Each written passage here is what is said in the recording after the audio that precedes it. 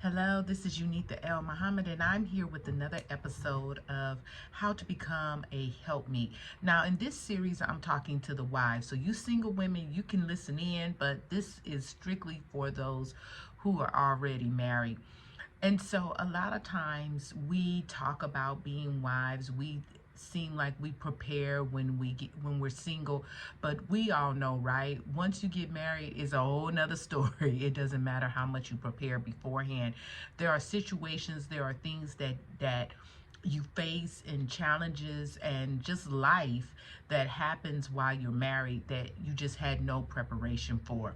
And so in this series, I want to talk to the wives. I want us to go in deep and discuss some of the things that I want to discuss some of the things that happen in marriage and how we can show up and be better wives so that we can have the thriving relationships that we all so desire. So in this episode, I'm going to talk about how to be a helpmeet is see him and learn him. See him, learn him. Now, when we are married, we have to see, number one, see our husbands for who they are, and then we have to learn him. And so, I'm sorry, I had to turn off that heat. Number one, we got to see who he is, right? We have to see them. We have to see who he is by hearing and listening to our husbands and listening intently. And so when I mean listen intently, it means when our husbands are talking to us and sharing things with us, we have to listen with ears to comprehend and to understand all that they are saying, not just hearing like and you thinking about yourself or how what he's saying affects you or is about you. We really got to hear him and to understand him. So listen intently and listen intently to get understanding and to get clarity about who your husband is. Another thing is when you are seeing him, don't see him from the view of everything that, I'll say it like this, seeing him, hearing him, so that you can use it to manipulate him later. No. You know, a lot of times you may have husbands that don't talk a lot. But even those who don't talk a lot are saying a lot in their nonverbal cues, in their disposition. And that's the whole thing about seeing and learning your husband. You know, I don't know about you, but when my husband's in a mood, it does, right? Like when they say happy wife, happy life, but happy husband, happy life too, right? Because if a man is cantankerous and moody and grumpy, that does not lead to a happy life in a home life for you or you and your children. And you can anticipate there are certain triggers, there are certain things, there are certain times of the month, there are certain times of the year, there are certain times of the day that your husband may meet. And that's what I mean. You have to learn that. Like I learned in my marriage, there were certain times of the year my husband would get in a depressive slump. At first, I didn't get it, but after like year 3, I was like, wait a minute. This same time of the year, he is. So you got to study. You got to watch and see, pick up his cues. Pick up, you guys, when we just talking and we just doing stuff, and pick up when he's uncomfortable or when he doesn't feel quite right or when he doesn't agree with what you're saying. It's not our job to make our husbands us, right? And it's not our job that our husbands are not our girlfriends. Our husbands are going to listen to us and be there for us from the aspect of, from the male perspective, right? So he's going to listen differently. He's going to respond differently. And we can't get all in our feelings because he may give it to us straight or he may say some things to us that we don't like. Now, one thing I've learned in my 25 years of marriage and with counseling couples, is a lot of times I notice for women, we want to go cry. He just so mean to me. He just always he's just so ugly.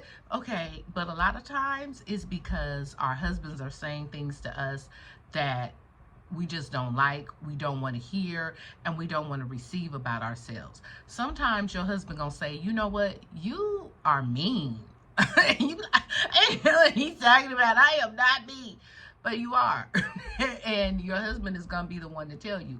And I'm gonna tell you, be glad he is, because to me, this is me. I just wouldn't want a husband who knows I'm a hot mess and he's allowing me to go and be a hot mess in the streets. You want a husband that's going to be able to tell you about yourself, the good, the bad, and the indifferent, right? You want him to be able to speak those things. Yeah, it's great when he's telling us how great, how beautiful, how talented, how all of this we are. But we get in our feelings when he tells us something else different and tells us about the sides of ourselves that are not so good. He may tell you, husbands sometimes ear hustle when we're on conversations with our friends, and after that he may say, you talk too much. You need to stop talking. Or that wasn't kind what you said about your friend. Or, I thought that was your girl. Why were you talking about her? You have to hear those things from your husband, because he's actually showing you some parts of yourself that you need to pay attention to and do some adjustments, right?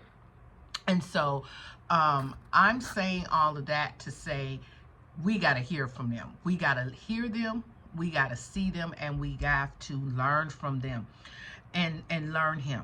And so ask God to show you your husband. Ask God to show you what he wants, what he desires, and what are his aspirations. Ask the Lord to show you that. And if you have a husband that doesn't talk a lot, because some women have husbands that don't do a lot of talking, well, I don't know. If you're a person that likes to talk, I'm getting all these alerts on my phone. If you're a person who likes to talk and you have a husband that doesn't, you should have really looked at that before you got married, but now you're married, right? And so you got to deal with that, right? And you have to learn how to get your husband to speak. And some of those could be, think about the environment, think about timing. One thing I've learned, when a man comes home from work, it's not the time to be da da da da da da da da da da da. Give him a minute. So in my home, when my children were younger, I would it's not that I told them because they were little, right? But I set in place that we would let him be for 30 minutes, an hour, and let him be to himself to kind of unwind before all of us just come on him. Now, of course, the kids are running to him and hugging him. We're all greeting him at the door. But after that, I would give him his time to kind of unwind and do what he wants to do. And then the kids and I would approach him after. Whatever works for your family. I just realized that sometimes when a man is coming from one arena to another, he needs a little time to adjust, especially from whatever type of work he's doing. If he's doing labor work, he just needs to rest. If he's doing a lot of work where he's dealing with his mind, he needs to switch his mind to, now I'm home, I'm relaxed, I'm not working, I'm not trying to do numbers, crunching numbers, or whatever it is he does. So give him that space. I'm going to say this right here. I think it's very important, because what I'm seeing a lot with wives is you got to give your man his space. And I'm going to tell you, you'll see the benefits of it, because when you give him his space, you have space. You got to put space in your relationship. I just see a lot of couples that they're together all the time. They're just, the husband wants to go somewhere, the wife is like, why he want to go there? Why? Because he just want to go. He just wants to do something. Give men space. Give them space to be. to be by themselves, to be with their friends, to be with their family members, to just be, right? Without you. You need moments and times to be without him. Number one, because it gives you, you keep your individuality, right? It says the two shall become one flesh. I believe that's one flesh in spirit, one flesh in spirit, not one flesh, one in the spirit. So you need to keep your individuality, who you are, what is it you desire, what is it that you want. He has to keep that together, and then you work towards the aspirations and the things that you have as a couple. But everyone needs their space, and what that means is give him, you know, give him moments and times where he could do things without you and you do things without him. That was just a tidbit, because I notice what happens is sometimes that we need to be together is codependency. It's two people dealing with abandonment issues and feeling like they just have to be together all the time. I'm not talking about, my husband and I spend a lot of time together, but we spend a lot of time, we have moments and times that we're not. And I'm just saying that you have to watch that. You have to be careful about that, and you have to be prayerful about that. Sometimes you just have to do a personal assessment in your relationship to say, where are we? What's going on? And I'm talking about you doing your own personal assessment. Where are we? What's this about? How am I feeling about how we are operating in this? How do I feel about how we're operating in that? And just do that for yourself to make sure that you're on the right track. I just don't want that to later to come back and bite you. Sometimes it comes back to bite you when your husband in some anger be like, you always on me. You just, you know, and it can. And you'll be sitting there like, he never told me. I didn't know he felt that way. Why did and men have a way of, well, you should have thought when I was doing this and that, you know, because we're not picking up on the cues. That's what I'm talking about. Pick up on his cues. Pick up on his, when he just wants to be left alone. Pick up on, I don't want to talk about that right now. You know, in this, I'm going to say, in seeing him and learning him, learn his boundaries. Learn what your husband's boundaries are and stop pushing past them because you want your way, because you want to do what you want to do. If your husband has a boundary at a certain place, respect that. Just like you want him to respect your boundaries, respect his boundaries. Now, I'm not talking about, let's get very clear, boundaries are not, I ain't gonna tell you that, I ain't gonna talk about that ever. Okay, that's something else. There are key things in the relationship that need to be discussed. There are things that, I'll give you an example, like one of my sons, he don't like to be touched on his shoulders, right? I forget every time. I have 4 children. I got to remember everybody's stuff. So he doesn't like to be touched on his shoulders. I don't know why. That's his personal boundary. But when I cross that boundary and touch him on his shoulder, I'm going to hear it. He be like, Mommy, I told you I don't like to be touched. I'm like, what the heck? Now, I may not understand the boundary. Clearly, I don't. Something with his shoulders. But when I cross it, I get a reaction from him. Now, at first, the first time, I was like, he doesn't want me to touch him. What's good?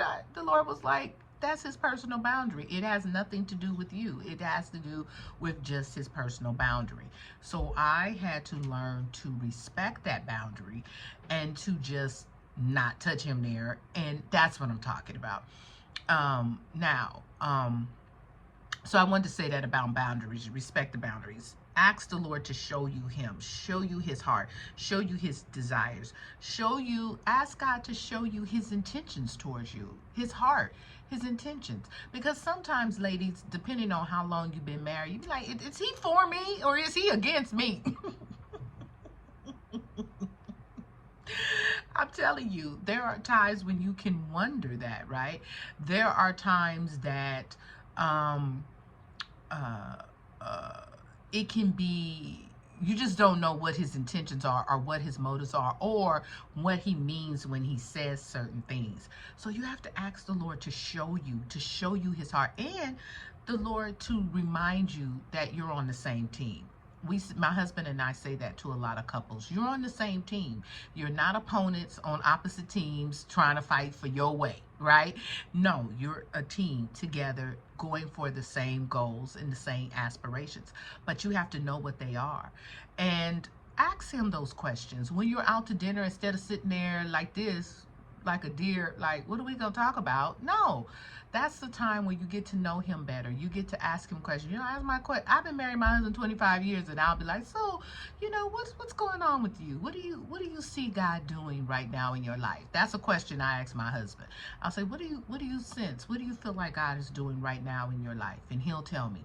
Sometimes I'll say, you know, how are you feeling right now with what's going on? You know, how are you feeling?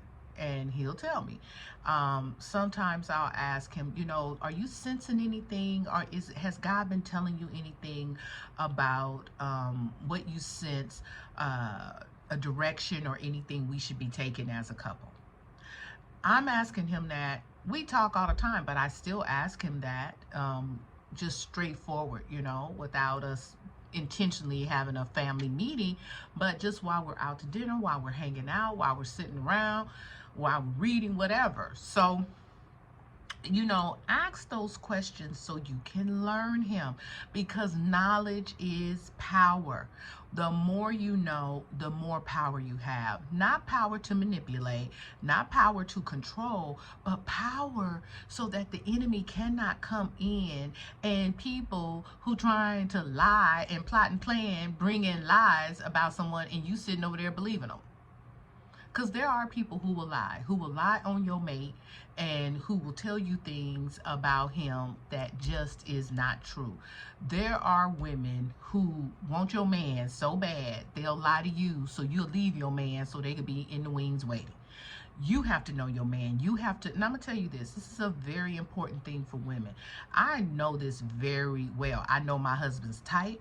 I know my husband's weaknesses. I know my husband's strengths. I know the type of things that would tempt my husband, because I have listened to him. I've heard his stories, and I watch him. I watch him publicly. You don't have to watch your husband publicly and then be like, I saw you was looking at her. You was looking at her. No, I'm okay. He look okay. Okay, I think that's his type right there. Let me. And so you're gathering information, not to be all in angst, not to feel insecure, but to have knowledge so you have power. If you see that your husband is liking a particular thing all the time, do you have that particular thing? If you don't, you're like, well, maybe I need to switch it up a little bit. Maybe, you know, let me see. You know, part of what I do, even with my look ladies, is I do it for my husband. Now, he don't know that, but I know that. See, this is, I'm giving y'all some cheat codes. You know, I change up my look a lot because I want my husband to be like, hey, you need this looking like this today. Wow, I like that look. And sometimes he'll go, oh, I like that one. I like that look. You know, I'll switch up my hair, put a wig on, don't have a wig, switch up the way I do my hair or something, the way I dress, the way to give him like that adventure. I just don't think, me personally, I don't want the same old thing all the time, and I'm sure men don't, and I understand that men are visual. So I make sure, for me, when I go out, I'm representing my husband, and I'm representing me, and I'm representing my children. So when I go out in the streets, I can't just go out frumpity frump. I'm gonna tell you that, ladies, stop doing that. Stop being so frumpity frump, because you done got comfortable. Well, that's my husband, that's I don't care. No, when I go out in the streets, whether I'm with my husband or not, I'm representing him as well. Because one of his friends see me out in the street and be like, I saw Unitha, she was looking crazy. Right? I go out and number one, myself, I don't want to be, but I think about all of that when I go out in the streets. I have young adult kids. I see my kids' friends in the street. I don't want them to be like, oh my God, son is a mom, she is looking crazy. No, I want to be to go out presentable, so that when people see me, they'll be like, wow, Unitha, she always has it together. Because I want to be known as that. I don't want to be known as frumpity frump every time, the frumpity frump mother with the moo-moos on and the caftans. No. I want to be, no. That's not who I want to be. So you got to think about, how do you want to be seen out in the world, and how do you want, but I just think it's a testament to you in your personhood and how you feel about yourself, but also how you feel about your husband. Men are visual, and men want a woman that look good and looks good when she goes out in the street and don't embarrass him. Because I'm gonna tell you, sometimes I be getting ready to go out somewhere, my husband be like, you gonna wear that? And then I'd be like, okay, that means I don't think he likes it, so I'm gonna go and change. I don't have to argue with him. What do you mean? No, I'm gonna, no. Pick up the cues, ladies. We don't have to make something major out of something that's minor. Your husband trying to give you a cue that outfit is not working. Just change it. And so, and then when you're learning him, when you're learning him and you're seeing him, ladies, remember your why. You gotta go back to your why. Why am I here? Why did we get together? You know, why did we get married? Because marriage can bring challenges, and there are times when you are for some reason I feel like I look so dark. Okay, but why you are there, because of the challenges of life can come and throw you off, and you be like, I don't want to be married. You don't even have to have anything to do with your husband. You just be sitting over there looking at your single friends, remember when you were single, and be like, I just want to be single again, just because. No reason. Just because. And so you have to remember your why. Why am I here? What are the objectives of this relationship? What are we trying to do? What are we trying to accomplish? Why am I with this man? What were the things that made me fall in love with him? You have to remember those things, because sometimes when the challenges come, or when you're looking at him and you're just like, okay, you got to go, wow, let me remember, let me tap into that why, so that I can have the momentum and the stamina and the wherewithal to keep going on and pushing through this challenging moment until I get back at a better place. You know, I talked about knowing his aspirations, knowing what he wants, discovering those things so that you can better be of service and be better support. The word helpmeet is support. You want to be that support to your husband, and you know that, but the more you know about him, the better you can be of assistance and of support to him. You want to make his life better. We want to add to their lives, ladies. The thing about being a wife is also adding to the life of your husband, and your husband adding to your life.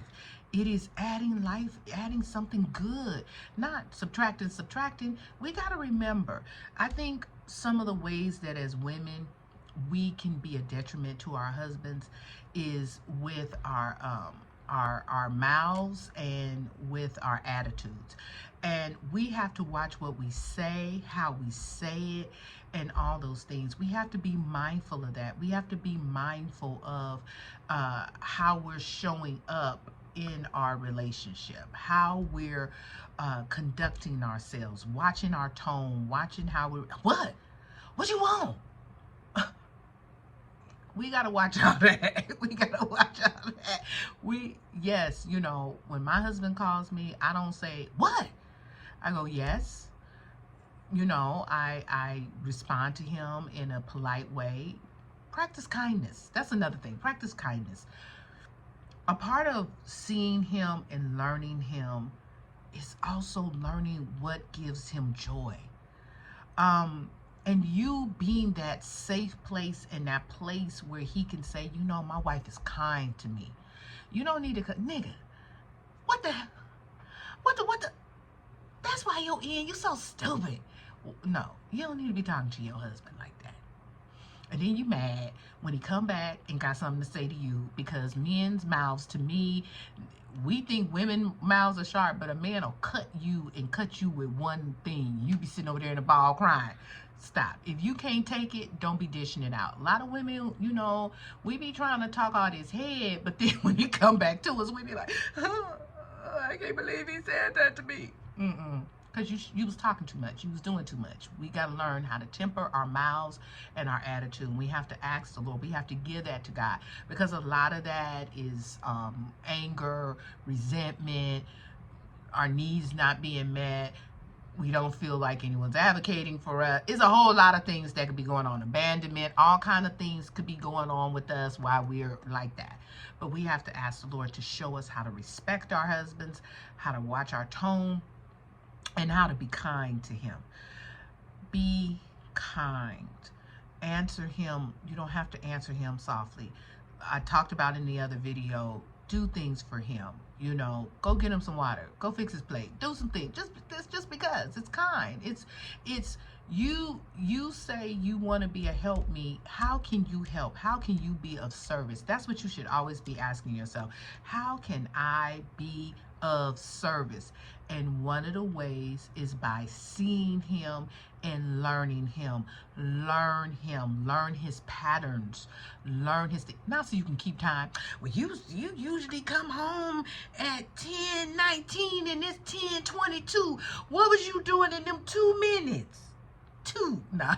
So no, we want to be able to learn their patterns and those things so that we can anticipate his needs, and then we know how to meet those needs. And we know, like, I knew how to time my husband when he was coming home from work. And one of the things I did, it don't matter what I did. Okay, so I was a stay-at-home mom, so let me make that clear. I was a stay-at-home mom when my children were young. And I knew my husband would come home whatever time it was, 4 or 5, whatever, every day. Around that time, I'll start timing like 30 minutes, sometimes an hour, 30 minutes before he comes. I'm like, okay, he's about to come home in about an hour. No matter what state me and the kids had the house, I'm going to straighten up. I'm going to straighten up. I'm going to make sure if I usually cook dinner when I had a schedule. So that's number one. I had a schedule. When my children took their I had them do 2 naps in the day. When they took their morning nap, that's when I would cook dinner. And then so dinner would be cooked and it would be already prepared in a way. But let's say that day I didn't, or I got off my schedule, because sometimes I would take them on days where we would go to Disneyland for the day, because I like to give my kids variety. We would go to the zoo. I had memberships when my children were young. I had the family memberships for the zoo, for the aquarium, for Disneyland, and Universal Studios. So different days, I wanted my children to have a well-rounded childhood and experiencing all these different things. So there would be days that I knew, but I didn't tell them. I would be like, okay, today we're going to go to the aquarium. And so we would go to the aquarium. So I'm off my regular schedule. So when I know my husband's about to come home, if I didn't prepare dinner, then that's when I'm going to start preparing dinner. So that when he comes home, he knows food is going to be on the table soon. And so those are things that you can put in place, making sure the house is clean when he comes home. I just feel like, for me personally, this is me. When I was single, and for me, chaos and things not being in order can make me depressed or make me feel like I can't, like confusion, right? So my house was always like very organized and very orderly, very neat and clean. I didn't have a lot of, except that one chair. I told you guys that on a previous video, that one chair where all my clothes were stacked up, but the rest of my house and everything was fine. So, I felt like, well, my husband would probably feel the same. So I want to keep that clean for him and keep that. You have to do that. You have to set that tone for your home. Now I'm going to tell you, now that my children are young adults and all of that, it's harder. Because the way I want my house and the way my house is sometimes does not coexist, because it's, in my home right now it's 4 of us, 4 of the 6. And they do all the stuff they want to do. They got stuff where I wouldn't have it, and I'm constantly going behind or on them to keep it clean. It's very different when people are older than when they're children. So when you have small children, it's one thing. When you have adults, and another thing. It's just the way you have your home. But make sure you have those things in place that would make your husband, what would make him thrive, what would make him feel good. If you know that you know, sometimes I got to the place, ladies, I used to be complaining because, again, I like so much order. Any little thing, I'm like, oh, why is that out of place? Why is that?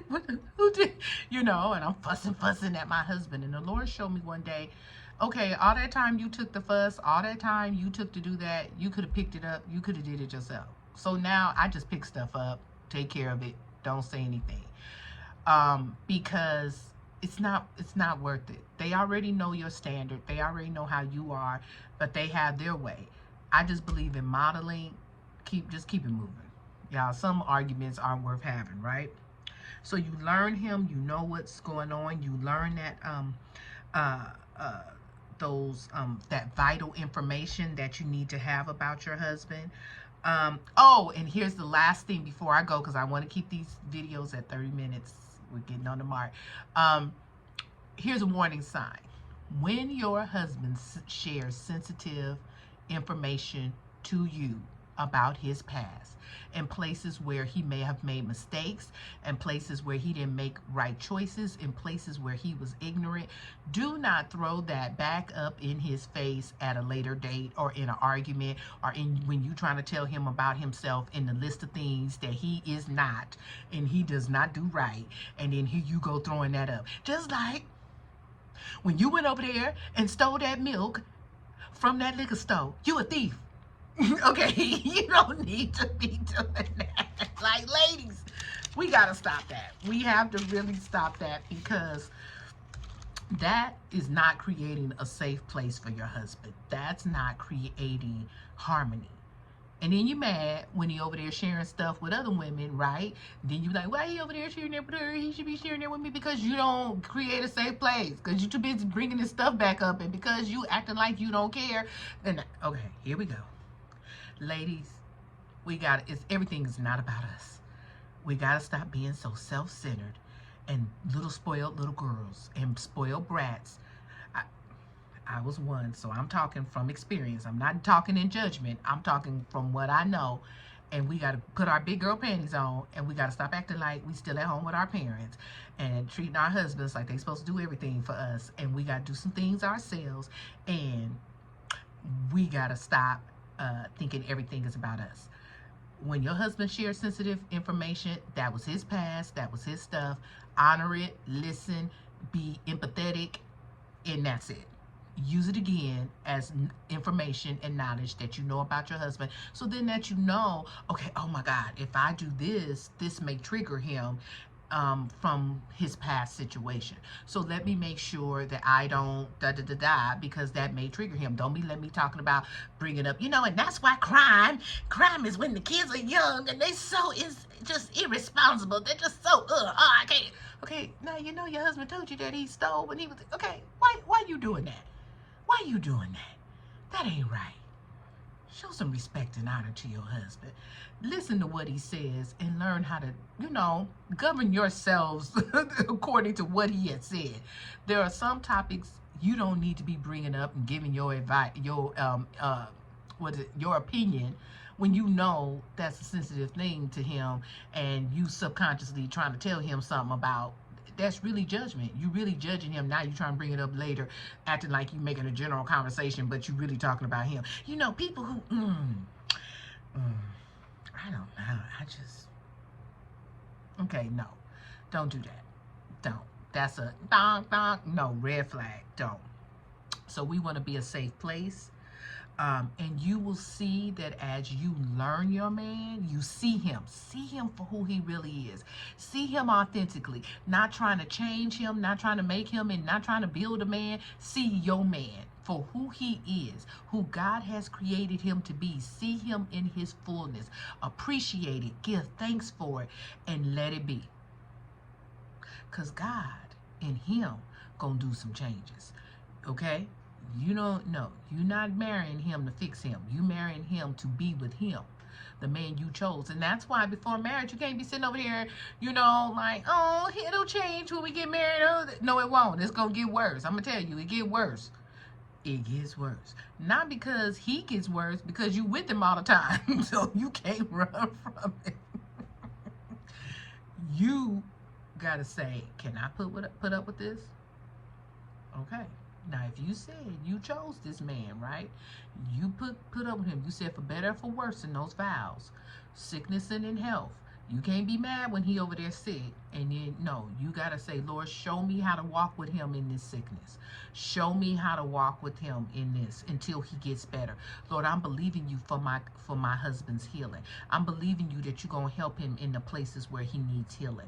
I'm going to believe that you're going to touch his heart, Lord, and he will be sensitive in his heart. You say what you feel. You express your thoughts. You express your concerns, but then you give it to God. You express it to your husband. You give it to God. You express it. You give it to God.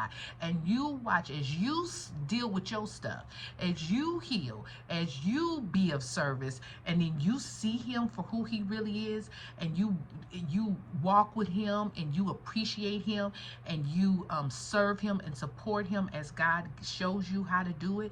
You will have that thriving marriage. I'm telling you. And you will learn to let some stuff go. You will learn to forgive. You will learn when you see him.